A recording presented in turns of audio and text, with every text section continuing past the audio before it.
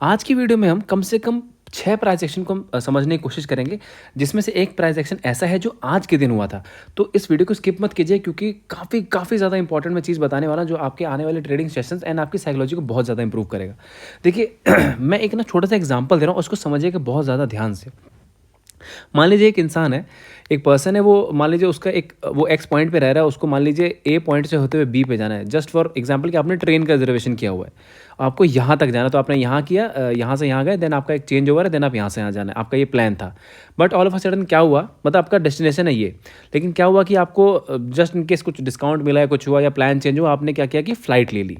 तो आपने क्या यहाँ से यहाँ चले गए, तो क्या अब इसकी कोई वैल्यू रह गई? अब ऐसा तो है नहीं कि आपने इसको ये प्लान किया था कि यहाँ से जाना, तो मैं यहाँ फ्लाइट से गया था, नहीं मैं यहाँ से होके फिर ही यहाँ जाऊँगा। तो मैं ये समझा क्यों रहा हूँ, मैं आपको समझाता हूँ बहुत ज़्यादा ध्यान से। अब देखिए इसका ट्रेडिंग में क्या फ़र्क पड़ता है। हालांकि मैंने पहले भी समझाया, बट आज चार्ट में दोबारा वो चीज़ हुई है, तो मैं समझाता हूँ। हमारी कल की एनालिसिस मतलब इतनी क्रिस्टल क्लियर एनालिसिस, इतनी क्रिस्टल क्लियर शायद हो नहीं सकती। एक एक आप उस वीडियो को दोबारा देखिएगा। हमने क्या कहा था कि मार्केट का ये जो मूव आया है ना, यहाँ से यहाँ, ये एक ब्रेकआउट बाइंग नहीं है जो हमें डेली चार्ट में यहाँ दिख रही है कि यहाँ पे ये ब्रेकआउट हो गया। ये ब्रेकआउट बाइंग नहीं थी, क्योंकि ब्रेकआउट बाइंग जो होती है उसका स्ट्रक्चर ऐसा नहीं होता। ये शॉर्ट कवरिंग थी, उसका स्ट्रक्चर इस तरीके से होता है यहाँ पे। तो श्योर शॉट यहाँ पे, और ऊपर से जो लास्ट में सेलिंग आई है, इसलिए मैंने कहा था कि अगर फ्लैट खुल के भी ऊपर जाती है, इसका हाई ब्रेक करते हम, मतलब बिल्कुल कॉल में नहीं है, एंड बिल्कुल चांसेस है कि मार्केट ऊपर से यहाँ गिर सकता है। दूसरी एनालिसिस क्या थी, समझिएगा बहुत ध्यान से, कि मार्केट अगर गैप अप खुलती है, हमने क्लियर कट कहा था 18,890 के आसपास अगर गैप अप खुलती है और 5 मिनट की कैंडल अगर रेड बनती है, उसकी हाई का एस लेके हम पुट लेंगे। ये देखिए मार्केट का 5 मिनट की रेड कैंडल, ये इसकी क्लोजिंग प्राइस है, ये आपका हाई था, ये है छोटा सा आपका एस। बस आप समझ के देखिएगा साइकोलॉजी, और ये क्यों मैंने कही थी आपको पिछले वीडियो में दिख जाएगा।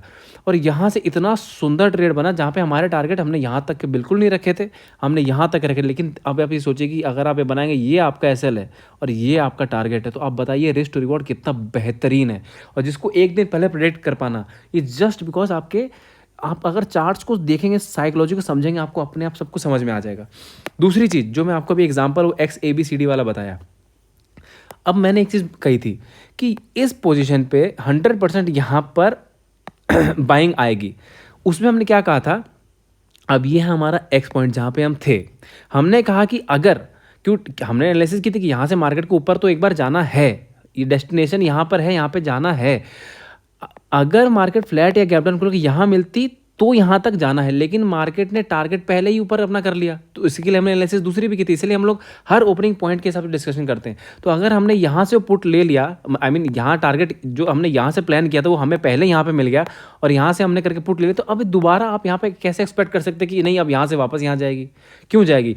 इनफैक्ट टेलीग्राम पर एक अपडेट भी, मतलब किसी ने पूछा भी था, मैंने वहाँ से कहा कि यहाँ बाउंस आएगा, लेकिन अब वैसा बाउंस नहीं आएगा, वो हल्का सा बाउंस होगा, फिर वहाँ से मार्केट ने आपको दिखा दिया। तो इस साइकोलॉजी की बात है कि मार्केट में हमने जो पकड़ा कि मार्केट को एक बाउंस देना है, लेकिन अगर वो सीधा यहाँ खुल गई है तो फिर इसका तो कोई मतलब ही नहीं बचा, क्योंकि जिसने भी यहाँ पुट राइटिंग की है उसको यहाँ पर ऑलरेडी गैप अप ऊपर मिल गया, तो वो तो अपने यहाँ, जिसने मान लीजिए कल की कोई 80 वाली कोई पुट सेल की होगी, उसको ऑलरेडी यहाँ 50 की मिल रही होगी, तो उसने यहाँ पर 30 पॉइंट का प्रॉफिट बुक करके निकल जाएंगे। फिर उस का मतलब नहीं रहा ना, क्योंकि अगर ये गैप डाउन या फ्लैट खुलती तब इसको इस पोजीशन को बचाना, तो यहाँ से सर्टेनली एक बाउंस देगा वो, तो वो बाउंस काफ़ी तेज आता है यहाँ तक जो हमने कही थी। तो इस तरह प्राइस एक्शन समझा जाता है कि हमने ये कह दिया कि यहाँ से बाइंग आएगी, तो अब यहाँ से गिर रही है तो अभी वही बाइंग आ जाएगी, वो तो इंपॉसिबल हो गई चीज़। तो आप डेस्टिनेशन हमारी क्या है उसके हिसाब से, हमारा टारगेट क्या है उसके हिसाब से चीज़ें चलती हैं। तो इस चीज़ का हमेशा ध्यान रखें कि अगर हम ये डिस्कशन करें कि फ्लैट खुल के यहाँ जाए तभी वैसा है, गैप अप ऐसा है, इसलिए हम हर सिनेरियो में डिस्कस करते हैं, जो बेस्ट पॉसिबल है उसके सारे डिस्कशन करते हैं। अब देखिए आज की एनालिसिस ना और थोड़ी अलग से होने वाली है, क्योंकि अब हम जो ट्रेड डिस्कशन करेंगे, जो जनरल पॉइंट्स हम करते हैं ना कि इस पॉइंट पे पुट ले लेंगे जहाँ पे हमारा छोटा सा एसएल हो, जैसे कल का था कि यहाँ ले लेंगे, इस पॉइंट पे ले लेंगे, ये एसएल होगा। आज थोड़ा सा अलग है, थोड़ा सा लॉन्गर टर्म व्यू के हिसाब से। अब देखिए करना क्या, देखिए मैं आपको ना, और अब दूसरा प्राइसिंग समझाता हूँ। देखिए सबसे पहले एक नॉर्मल चीज़ देखिए, ये एक राइजिंग वेज स्ट्रक्चर है, जो आप सब जानते होंगे कि एक बेयरिश स्ट्रक्चर होता है, पहली चीज़। बट ये हालांकि क्या होता है कि जब ये ज़्यादा स्ट्रक्चर कब काम करता है, जब मार्केट डाउन ट्रेंड में हो, जब मार्केट यहाँ पे डाउन ट्रेंड में हो, उसके बाद अगर ऐसा कोई स्ट्रक्चर बनता है तो ज़्यादा ये इफेक्टिवली काम करता है। बट स्टिल यहाँ भी कर सकता है, उसके मैं रीज़न आपको बताता हूँ। तो पहले आप इस चीज़ को ध्यान में रखिएगा, इसको माइंड में रख के तब हम आगे डिस्कशन करते हैं। अब एक बार आते हैं डेली चार्ट पे। अब एक चीज़ समझिए, डेली चार्ट से हमें कहाँ कहाँ लगा कि पुट आ सकता है, समझिएगा। एक बार जब मार्केट देखिए यहाँ पे इधर आया, यहाँ पे इसने एक टॉप बनाया था, ठीक है। उसके बाद मार्केट इसके ऊपर जाके वापस जब इसके नीचे आई तो एक क्लैरिटी थोड़ी दिख रही थी कि मार्केट यहाँ से गिर सकता है, बट यहाँ से मार्केट ने क्या किया, इस रेंज के हाफ पोर्शन पे आके मार्केट यहाँ से वापस ऊपर चली गई।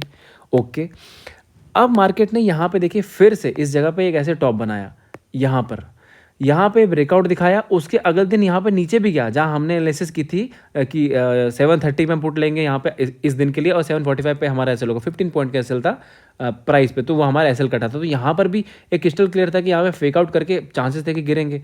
अब यहाँ पर फिर से ऊपर जाके और आज फिर से नीचे आ गए। तो मतलब एक बात ये दिख रही है कि अगर बस एक सोच लेना कि यहाँ से गिरावट आने वाली है, और गिरावट का दिखना वो डेली चार्ट पे नहीं दिख रहा है, और इसको हम कंफर्म करने के लिए एक बार टाइम फ्रेम अगर शिफ्ट करके वीकली चार्ट पे जाएं तो हमको यहाँ पे एक इंटरेस्टिंग चीज़ दिखेगी। देखिए क्या अच्छा, जैसे हमने कल एक चीज़ और कही थी कि जब तक मार्केट हमने ये पॉइंट बनाया था, आप सबको ध्यान में होगा, ये 18730 का लेवल जहाँ से मार्केट में आज बाउंस आया है, हमने ये भी बताया था कि यहाँ से मार्केट शायद नीचे ना जाए।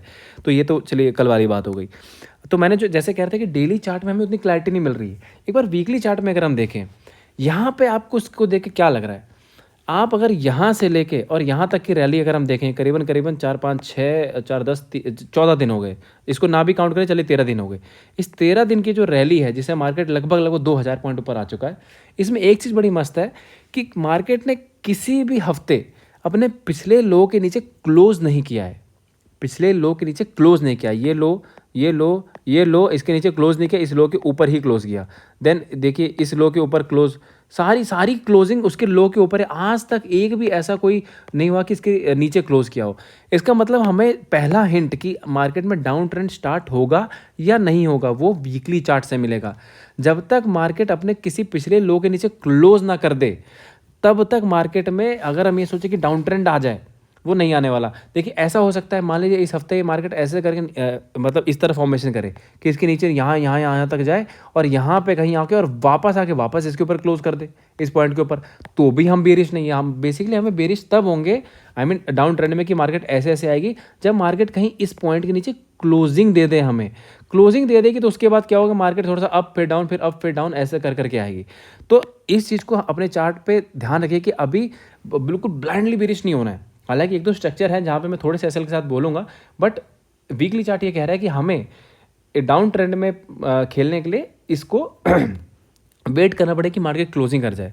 तो ये होगा वीकली चार्ट पे। अब देखिए अब जैसे मैंने आपको राइजिंग वेज वाला स्ट्रक्चर दिखाया, अब इस स्ट्रक्चर के अकॉर्डिंग यहाँ पे हमें दिख रहा है कि यार हमें पुट यहाँ लेना चाहिए।